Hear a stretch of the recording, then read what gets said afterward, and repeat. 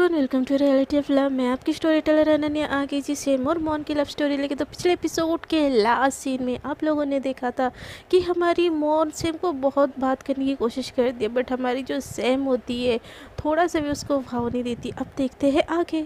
मॉन same के पास बार बार जाती है बहाने बहाने से बात करने के लिए, बट हमारी सेम एज यूजुअल उसने सोच ही लिया होता है कि उसको मॉन को खुद से दूर ही रखना है, और उस डिसीजन पे एकदम स्ट्रिक्ट रहती है। वो केयर तो करती है मॉन की, बट अब वो मॉन को ना ये सब दिखाना बंद कर देती है। वो दूर दूर से केयर करती है, बट हमारी मॉन अब सेम को इतना ज़्यादा नोटिस करने लगी होती है ना, उसकी छोटी छोटी सी केयर ना उसको बहुत अच्छी लग रही होती है। उसके गुस्से के पीछे का जो प्यार होता है, सबके लिए जो इतना केयर होता है, वो सारी चीज़ें दिखने लगी होती है धीरे धीरे। तो मॉन को ये चीज़ बहुत हर्ट कर रही होती है। तो मॉन डिसाइड करती है कि मैं ऐसा क्या करूँ कि सेम मुझसे बात करने आए। तो वो ना प्लान बनाती है, हाँ ये करती हूँ, ऐसे बोल के ना वो बैठ जाती है काम करने। और लंच टाइम ओवर हो जाता है, फिर भी वो लंच करने नहीं जाती, और वो बार बार केविन की तरफ देख रही होती है।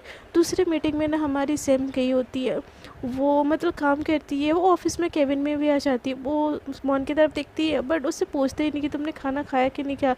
और इधर हमारी मॉन का भूख के मारे एकदम बुरा हाल हो चुका होता है। वो धीरे धीरे मॉन को देख रही होती है चुपके चुपके नज़र से, और पूछ रही है, मतलब सोच रही होती कि पूछ लो, मुझे पूछ लो, बहुत भूख लगी है, कितने देर से वेट की हूँ, 3:30 हो गए। अब चूहे क्या, हाथी बिल्ली सब कुछ कूदने लगे, पूछ लो मैम, प्लीज़ पूछ लो। मॉन की तरफ जैसे ही सेम देखती है ना, तो मॉन अचानक से अपना हाई से नीचे कर लेती है, ऐसे दिखाती है जैसे काम किया कर रही है वो। तो सैम बोलते कि कुछ तुमको बोलना था। तो मौन बोलती हाँ मैम, कुछ बोला आपने। तो सैम बोलते कुछ तुमको बोलना था। तो मौन बोलती कि नो नो मैम, मुझे क्या बोला था। मैं तो सुबह से काम में इतनी ज़्यादा बिजी हूँ ना, इतनी ज़्यादा बिजी हूँ कि मैं सब कुछ भूल गई हूँ। मैं तो ये भी भूल गई हूँ कि मैंने लंच नहीं किया है। बहुत टाइम क्या हुआ मैम, आई गेस 2 बज रहे होंगे ना। ऐसे बोल के ना मौन सैम की तरफ देखती है। तो सैम बोलते कि तुमने लंच नहीं किया। तो मौन बोलते कि नो मैम, मैंने अभी तक लंच नहीं किया। तो सैम बोलते फिर जाके खा लो, मुझे थोड़ा काम है। ऐसे बोल के ना वो फाइलों में घुस जाती है। तो मौन बोलती कि ये क्या था, पिछली बारी तो मैंने खाना नहीं खाया था तो मेरा हाथ पकड़ के वो ले गई थी, और इस बारी ऐसे क्यों बिहेव कर रही है। ऐसे बोल के ना वो भी नहीं जाती। तो मौन को सेम चुप चुप के देखती है और सोचती है कि ये खाना खाने नहीं जा रही है, इसके दिमाग में चल क्या रहा है।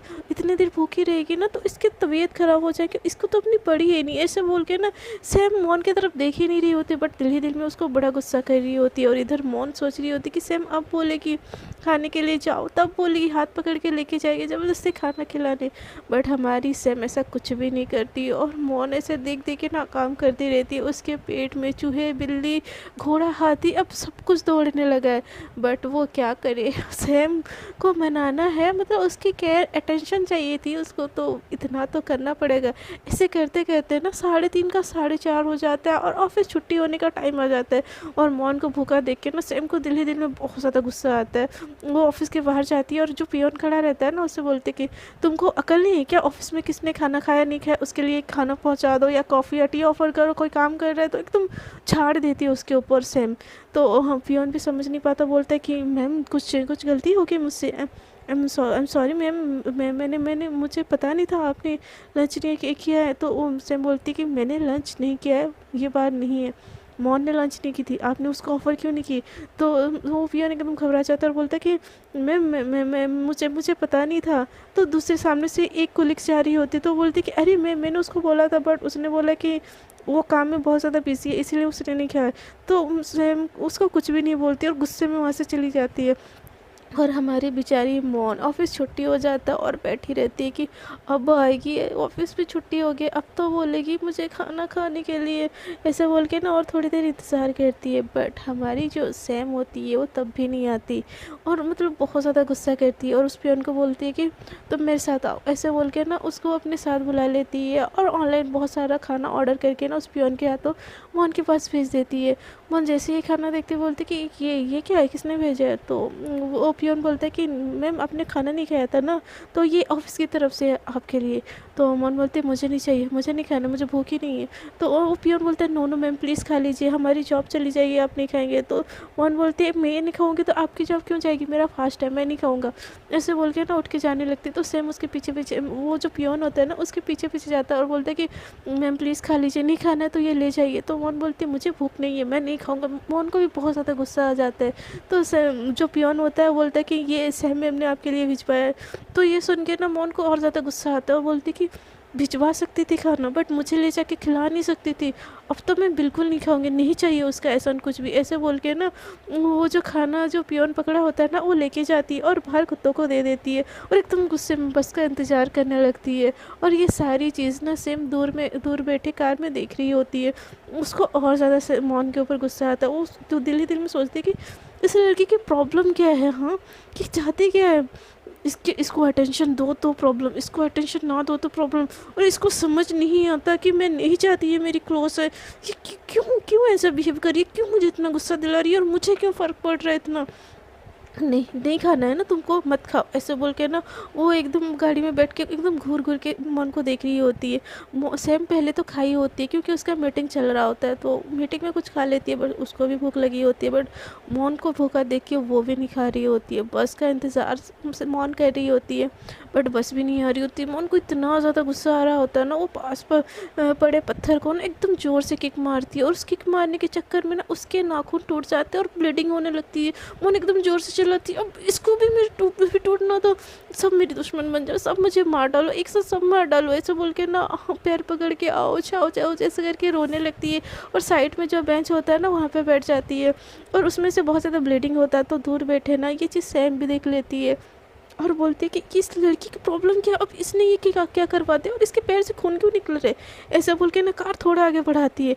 तो मौन एकदम अपने पैर पकड़ के ना बैठी हुई होती है और सब कोई वहाँ से चले गए होते हैं। एक तो कोलिग्स होती है बट उनके साथ ना हमारी जो मौन होती है उनकी बन नहीं रही होती है, तो उसके ऊपर वो इतना ध्यान नहीं देते और अपना फ़ोन में बात कर रहे होते हैं। मौन की आंखों से ना आंसू एकदम अब आने लगे होते हैं, क्योंकि एक तो भूख है और ऊपर से चोट लग जाना और नाखून टूट जाना यार, मतलब टूट मत नहीं जाना। वो किक मारने की वजह से जो मौन की नाखून होती है ना पूरी उखड़ गई होती है और इस वजह से बहुत ज़्यादा ब्लीडिंग हो रही होती है। मौन की आंखों से कंटिन्यूस आंसू बह रहे होते हैं।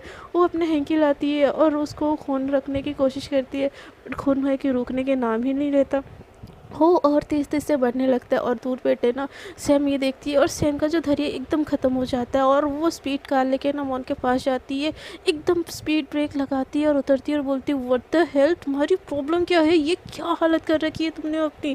तो सैम की तरफ मौन एकदम देख के बोलती है कि आपको दिखाई नहीं दे रहा है, एक तो आपके वजह से मैं सुबह से भूखी हूँ, मेरे पैरों में चोट लगी और हम फिर मुझ पर गुस्सा कर रहे हैं। तो सैम और ज़्यादा गुस्से में बोलती है मैंने बोला था तुमको भूखे रहने के लिए, मैंने बोला था तुमको पत्थर को किक मारने के लिए। तो मौन बोलती है हाँ सब देखा ना आपने कि मैं भूखी थी, मैं किक मारी पत्थर को इसलिए चोट लगी, अब हटो, मुझे आपके साथ जाना ही नहीं, मैं खुद से जा सकती हूँ, ऐसे बोल के ऑटो ऑटो ऐसे चलाने लगती है। तो सैम बोलते कार में बैठो, मौन बोलती है मुझे नहीं बैठना। सैम बोलती तुम बैठ रही हो कि नहीं, तो मौन बोलती है कि मुझे नहीं बैठना। तो सैम एकदम से ना मौन को उठा लेती है गोदी में और ज़बरदस्ती से कार में बिठा देती है। सैम को मौन बोलती है छोड़ मुझे नहीं बैठना आपके कार में, छोड़, ऐसे बोल के ना ज़ोर ज़ोर से उसको मारने लगती है। बट सैम एक नहीं सुनती है और उसको कार में ज़बरदस्ती से बिठा के इसका सीट बेल्ट लगा देती है।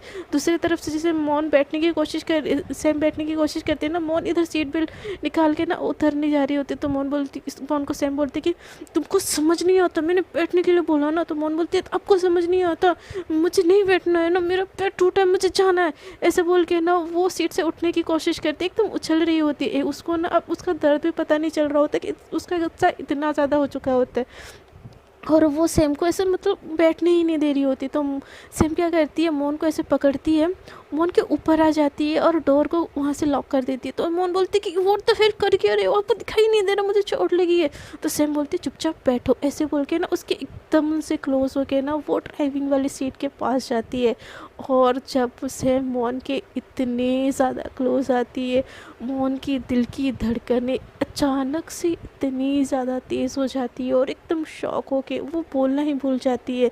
सैम धीरे से अपनी ड्राइविंग सीट पे जाती है और कार एकदम फुल स्पीड में बढ़ाती है और कुछ भी नहीं बोलती है मौन से। और मौन तो थोड़ी देर तक वही शौक में होती है कि वो इतना ज़्यादा क्लोज से जाती है ना कि जो सैम का ब्रश है ना वो मौन के ब्रश से हल्का सा थोड़ा सा टच होके जाता है और उसकी खुशबू हमारी जो मौन है ना उसकी सांसों में एकदम घुल गई होती है। तो वो एकदम से स्पीचलेस मेस्मराइजिंग हो चुकी होती है और अपने ही ख्यालों में खो चुकी होती है। और इधर हमारी सैम घबराहट के मारे एकदम स्पीड गाड़ी चला रही होती है। गाड़ी चलाते चलाते ना वो पहुंच जाती है हॉस्पिटल हॉस्पिटल, पास की हॉस्पिटल लेके जाती है और गाड़ी अचानक से रुकती, तो मोहन को अचानक से होश आता है, बोलती कि क्या क्या क्या क्या, क्या, क्या ऐसे मतलब हकलाने लगती, तो सैम बोलती गाड़ी से उतरो। तो मोहन बोलती मुझे नहीं जाना, मैंने बोला था ना, और उतरो, मुझे कहीं नहीं जाना है, मैं ऑटो से चली जाऊँगी। तो सैम बोलती कि हम हॉस्पिटल पहुँच गए, अब तुम नाटक मत करो। तो मोहन बोलती क्या, हम हॉस्पिटल कब, कैसे कैसे पहुँचे? तो सैम बोलती तुम ठीक हो ना, या तुम्हारा स्क्रू फ्रू कुछ ढीला है? तो मोहन बोलती वो तुम हम ऐसे कैसे बोल सकते हो मुझे? तो सैम बोलती कि उतरो गाड़ी से।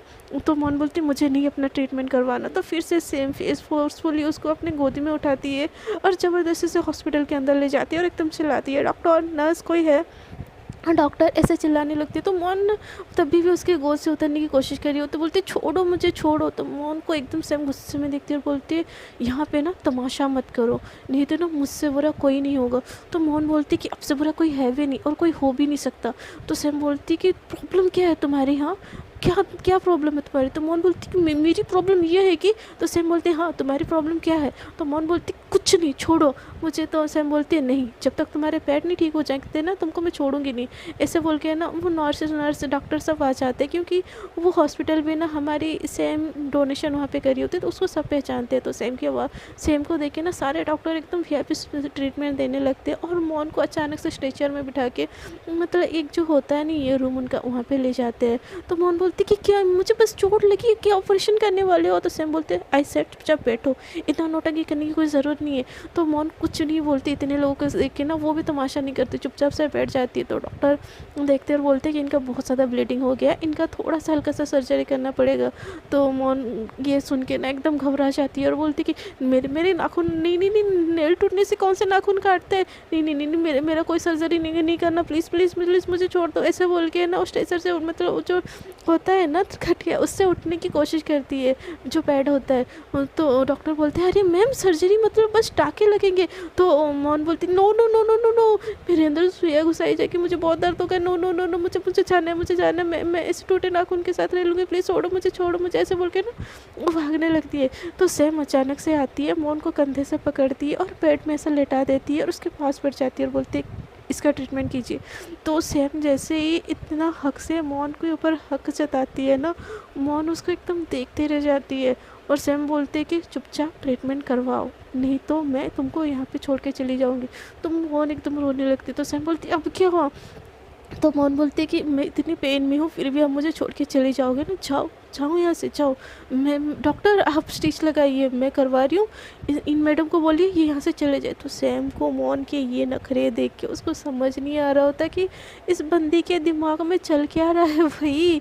और वो मतलब पागल हो चुकी होती, सट मतलब उसका दिमाग सटक गया होता है। उस सैम मोहन को बस गुस्से में देख रही होती है और बोलती कि इस लड़की को ना सच में कोई नहीं समझ सकता इसके दिमाग में क्या चल रहा है। और इधर मोहन को ना बहुत हर्ट होता है कि वो मोहन को सैम ऐसे बोल चुकी होती है कि अगर तुम चुपचाप नहीं लेटी ना, मैं छोड़ के चली जाऊंगी। और ये बात ना उसके दिल पे लग जाती है। वो बोलते कि जाना था ना, क्यों रखी हो, जाओ। ऐसे दिल ही दिल में उसको मोहन ना सैम को गाली दे रही होती है। और वो इतनी ज़्यादा गुस्से में होती है ना कि उसको किसी चीज़ के मतलब दर्द का पता ही नहीं चल रहा होता है। जहाँ वो एक स्टिच लगाने से डर रही थी, डॉक्टर यहाँ पे स्टिच लगा देते हैं, बट हमारी मोम को किसी चीज़ की खबर ही नहीं होती, क्योंकि उसका गुस्सा इतना ज़्यादा होता है ना, उसको दर्द का पता ही नहीं चल रहा होता है। डॉक्टर स्टिच लगा देते हैं और बोलते हैं कि हाँ मैंने स्टिच लगा दी है, बट इनका ब्लड बहुत ज़्यादा लॉस हो गया है, सो इनको 2-4 घंटे रेस्ट करनी चाहिए, आप रेस्ट कीजिए और इनको प्लीज़ कुछ खिला लीजिए, इनको बहुत वीकनेस आ गई है। तो मोहन ये सुन के बोलते मैं ठीक हूँ डॉक्टर, ऐसे बोल के ना उठने लगती है। तो डॉक्टर बोलते अरे मैम प्लीज़ आप रेस्ट कीजिए। तो मोहन बोलती है no no, I am absolutely fine, मम्मा मेरी वेट कर रही होगी। ऐसे बोल के ना और सबको धक्का दे के ना ऐसे उठने लगती है। जैसे एक कदम बढ़ाई होती है ना, उसको इतना भयंकर चक्कर आता है कि वो अचानक से वो गिरने लगती है।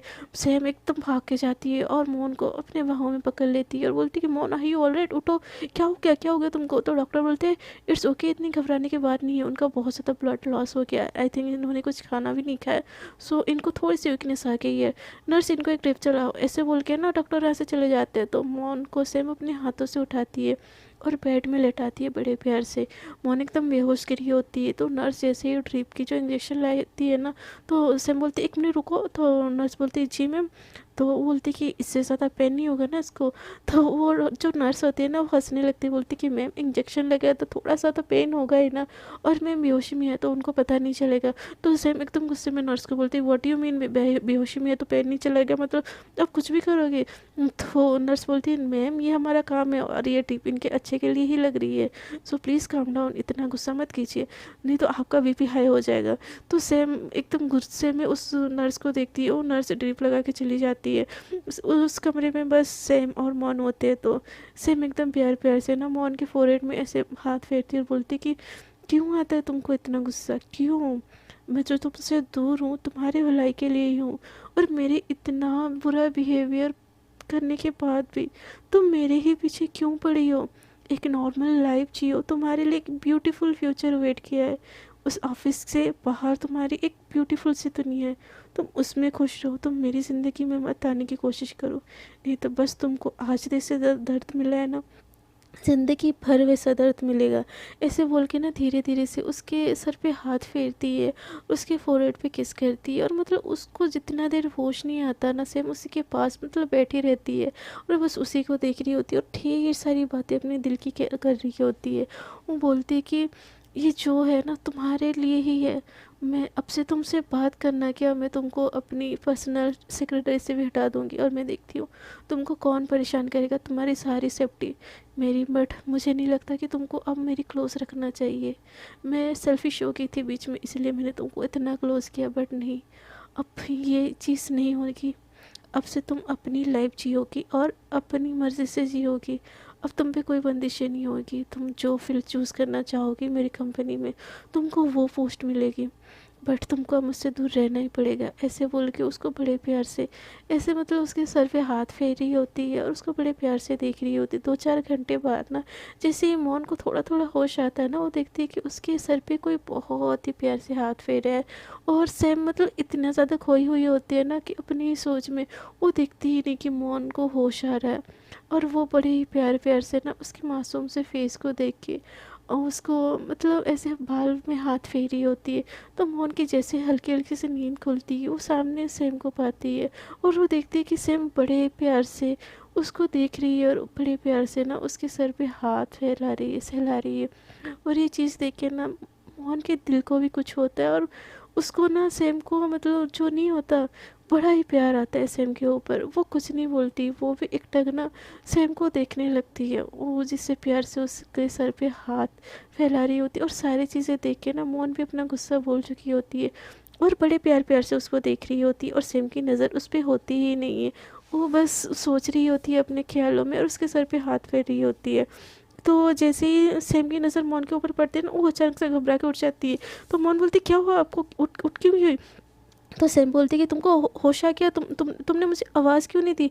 मैं भी पता नहीं कौन से ख्यालों में थी, तुम ठीक हो ना अभी। आई गेस डॉक्टर ने बोला है कि तुमको होश आने के बाद तुम घर जा सकती हो, सो मैं तुमको ड्रॉप कर देती हूँ, छोड़ चलो और तुम चेंज कर लो हॉस्पिटल के कपड़े। ऐसे बोल के ना सैम ऐसे मुड़ने लगती है। तो मोहन बोलती है मैम। तो सैम बोलती कि यस तुमने कुछ बोला। तो मोहन बोलती कि आपको मेरी इतनी केयर क्यों है मैम। तो सैम बोलती मुझे तुम्हारी केयर क्यों होगी। तो मोहन बोलती कि फिर आप मेरे सर पे इतने प्यार से हाथ क्यों फेर रहे थे।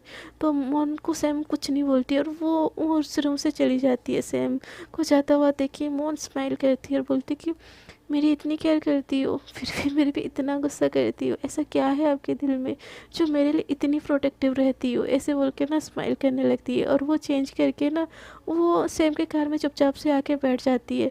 पूरे रास्ते में कार एकदम धीरे धीरे चल रही होती है ना सेम मोहन से बात कर रही होती है ना मोहन सेम से बात कर रही होती है।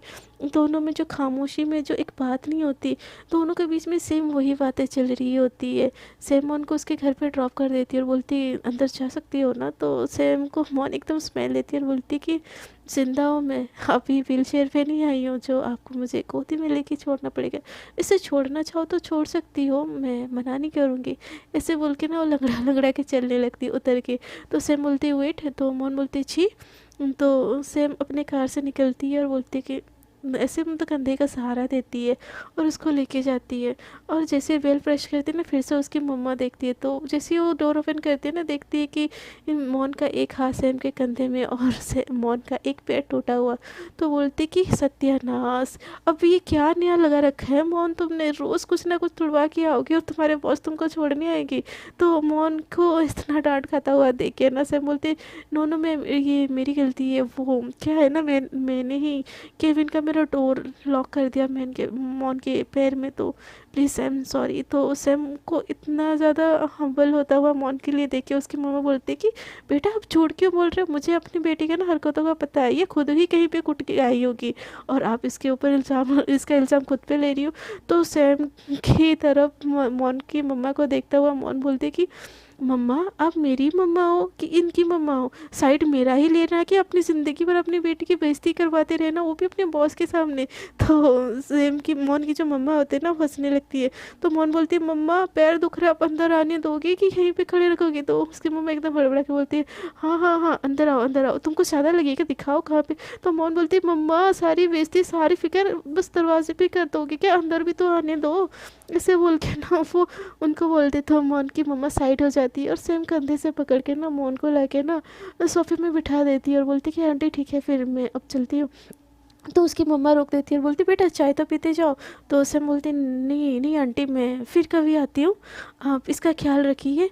आई थिंक इसको एक दो दिन ना मैं लीव इशू कर देती हूँ, इसको ऑफिस मत आने दीजिए, इसको अपना ख्याल रखने के लिए बोलिए, बहुत बच्ची है आपकी बच्ची। तो मन की मम्मा हंसने लगती है और बोलती कि हाँ बेटा बच्ची तो है बट काम करने का जोश इसको इतना है कि हम क्या ही कर सकते, वैसे तो हमारी इकलौती है बट इसको अपना फ्यूचर भी बनाना है, सो हम इसको पूरे सपोर्ट करते हैं।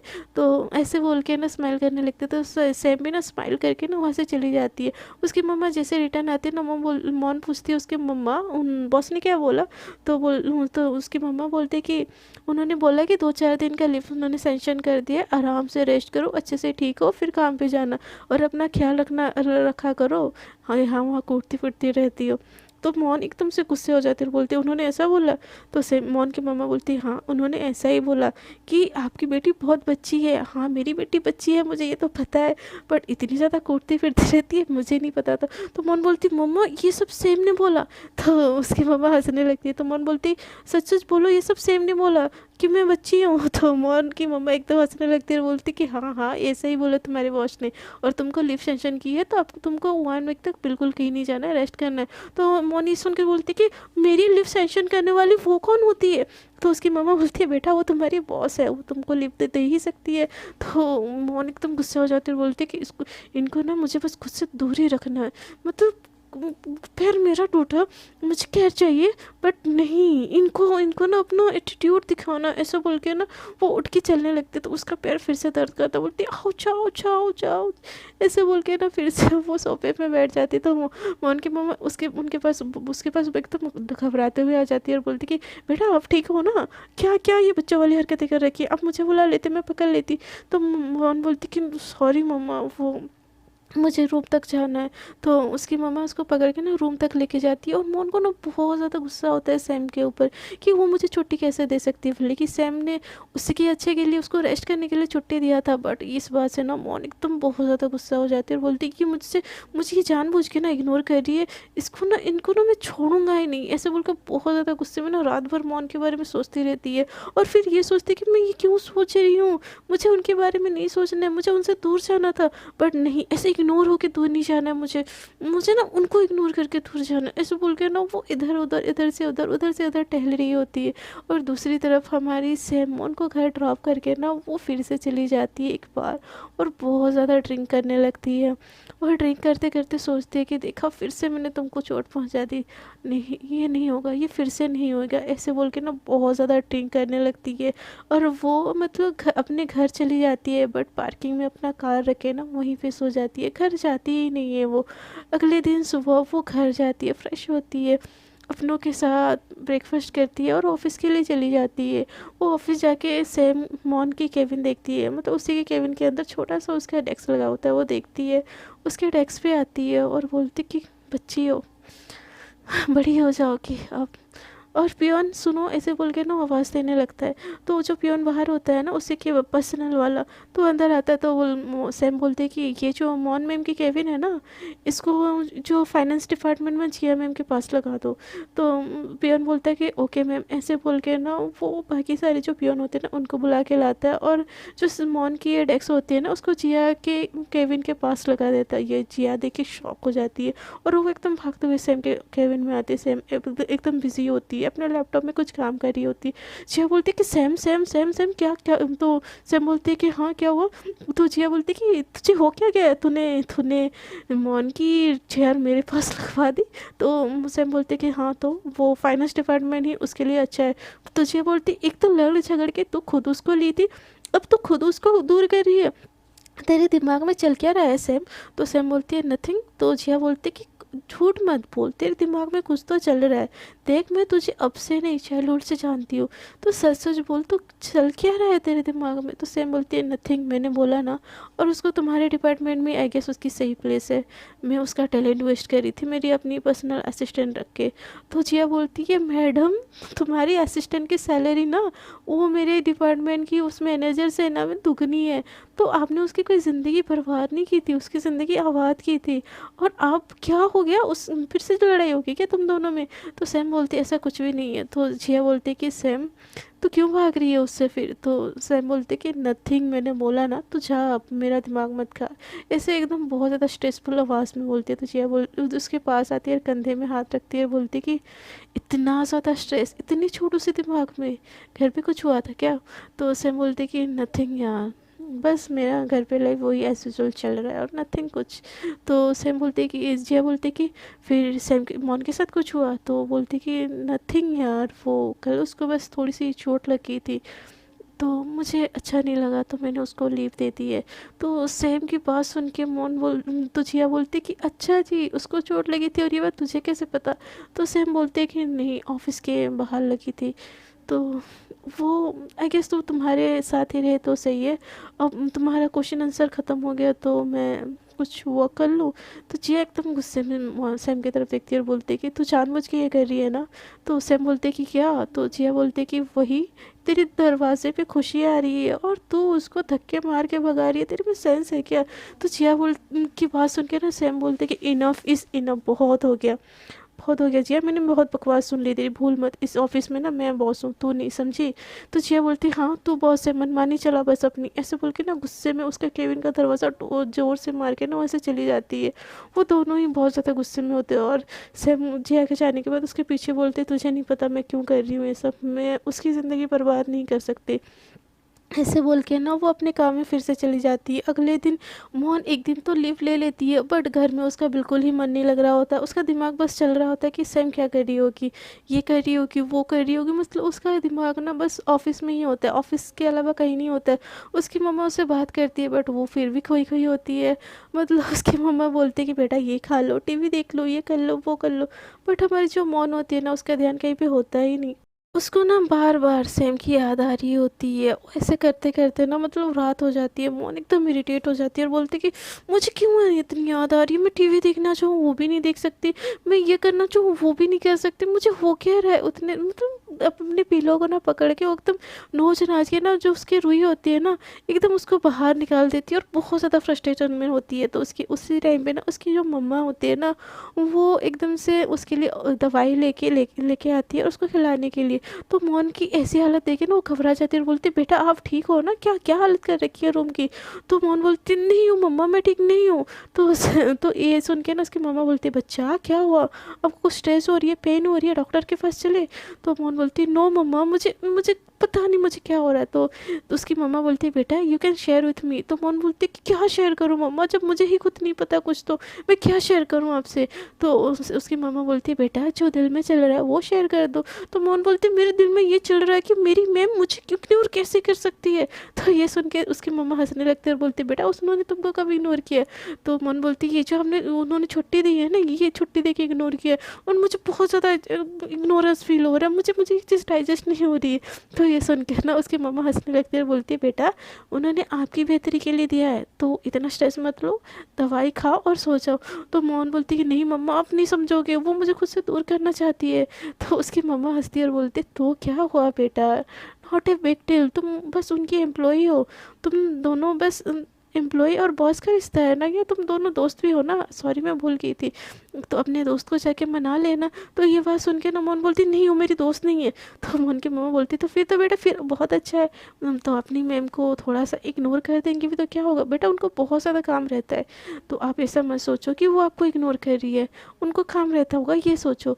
तो ये सुन के ना मोहन को और गुस्सा आता है और बोलती कि मम्मी को क्या बताऊँ मैं, क्या बताऊँ, छोड़ो मुझे कुछ बताना ही नहीं है। ऐसे बोल के ना मतलब वो दवाई उनके हाथों से खा लेती है और दवाई की वजह से उसको नींद आ जाती है, वो सो जाती है। अगले दिन सुबह ना मोहन की नींद एकदम जल्दी खुल जाती है, मतलब टाइम से पहले सुबह 5 बजे। और उसको ना मतलब इतना ज़्यादा ना सफोकेशन हो रहा होता है, इतना ज़्यादा सफोकेशन हो रहा था कि वो सुबह सुबह ना ऑफिस के लिए तैयार हो जाती है। उसकी मम्मा जैसे देखती है उसको कि मतलब मोहन तैयार हो गई है तो बोलती बेटा तुम्हारी तो लीव है ना, फिर क्यों जा रही हो।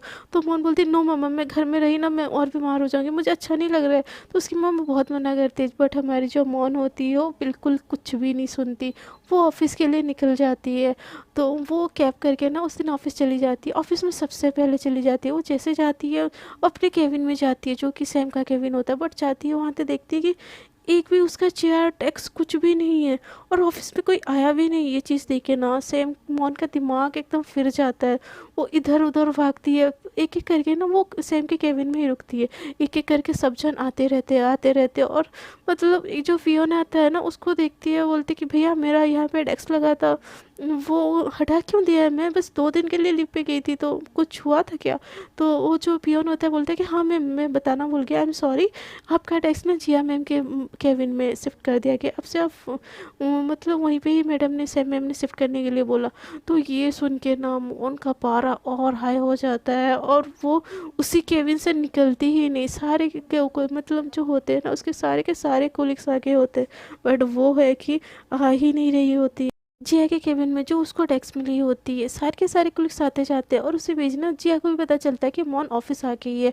सो उसको ढूंढते ढूंढते ना वो सैम के केबिन में आ जाती है। तो वो देखती है कि मोन इधर से उधर घूम रही है। तो जिया उसके केबिन में आती है, बोलती है कि मोन तुम्हारा ट्रांसफ़र मेरे डिपार्टमेंट में हो गया है, तुम्हारी जगह सैम के लिए एक नई असिस्टेंट अपॉइंट की गई है। तो ये सुन के ना मोन का दिमाग और ज़्यादा हिल जाता है, बोलता है कि मैं एक दिन नहीं रही तो इतना बड़ा तबादला। तुझे बोलती कि हाँ इट्स ओके ना, तुम्हारी प्रमोशन फिर होएगी, फिर तुम अलग अलग डिपार्टमेंट में जाओगे, इट्स ओके ऐसा होता है, तुम इतना स्ट्रेस मत लो, चलो मेरे साथ। तो मोन बोलती है नो मैम मुझे नहीं जाना, मुझे सैम मैम से बात करनी है। तो मोन को जिया बोलती अरे बाबा चलो, वो आने में देर हो जाएगी उसको, वैसे भी कल उसके घर में पार्टी है, सो हम सबको जाना है, तो आप इतना टेंशन मत लो, वो तैयारी कर रही होगी पार्टी की। तो मोहन को और ज़्यादा गुस्सा आता है कि मेरी ज़िंदगी यहाँ झंड करके उनको पार्टी करनी है। मोहन एकदम से गुस्से में होती है और गुस्सा कंट्रोल करके जिया को एकदम प्यार से बोलती है कि नो मैम मुझे सैम मैम से बात करनी है, फिर मैं आ जाऊँगी, आई एम सॉरी मैं आपकी रिस्पेक्ट नहीं कर रही हूँ बट मुझे सैम मैम से बात करनी है। उतने में ना वहाँ पे जो उसकी जो सैम की नई सेक्रेटरी होती है ना एकदम से वहाँ पे एंट्री करती है, जिसका नाम होता है शालिनी। शालिनी एकदम हीरोइन जैसी लग रही होती है, वो एकदम शॉर्ट ड्रेस पहन के जो ऑफिस वाला होता है आउटफिट वो पहन के, रेड लिपस्टिक पहन के, एक हाई पोनीटेल करके एकदम कह ढा रही होती है। उसकी एंट्री होती है और वो डायरेक्टली सैम के केबिन में आती है, उसको पियोन लेके डायरेक्ट उसके केबिन में आता है। तो वहाँ पे जिया भी होती है, तो वो जो होती है शालिनी बोलती गुड मॉर्निंग मैम, तो जिया भी बोलती है गुड मॉर्निंग। तो मोहन एकदम घूर के शालिनी को देखती बोलती है तुम कौन। तो बोलती कि मैं मिस सैम की नई सेक्रेटरी हूँ। तो ये देखे ना शालिनी को मोहन का तो एकदम दिमाग ही चकरा जाता है, वो शालिनी को ऊपर से नीचे एकदम घूर घूर के देखने लगती है। तो जिया बोलती कि मोहन वो मैं तुमको बताई थी ना सैम की नई सेक्रेटरी, तो वो ये है, तुम दोनों एक दूसरे से इंट्रोड्यूस करो, ये सैम की पुरानी सेक्रेटरी। तो जो शालिनी होती है ना एक सेक्रेटरी सी स्माइल देती है मोहन को और हैंडशेक करने की कोशिश करती है। तो मोहन एकदम से हाथ जोड़ देती है और बोलती है नमस्ते। तो शालिनी ये देखे ना मतलब उसको भी बहुत गुस्सा आता है मोहन का ये एटीट्यूड देखे। सो बोलती कि मैम नहीं आई तो मैं मेरा केबिन कौन सा है मैम।